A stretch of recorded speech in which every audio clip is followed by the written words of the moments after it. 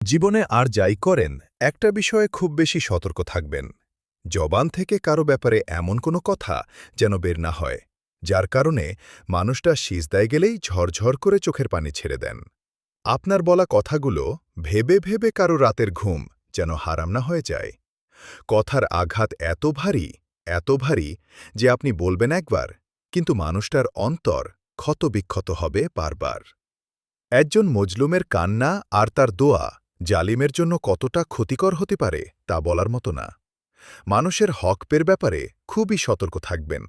আপনার কথায়, কাজে কেউ যেন কষ্ট না পায়, কারো মন যেন ভেঙে না যায়, কারো সম্মান যেন নষ্ট না হয়। আল্লাহ তাআলার হক-পের ব্যাপারে যতটা সতর্ক থাকব, মানুষের হক-পের ব্যাপারেও ঠিক ততটাই সচেতন থাকা চাই।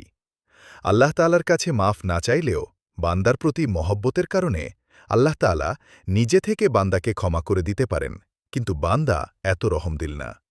আখিরাতে ঠিক হিসাব বুঝে নিবে।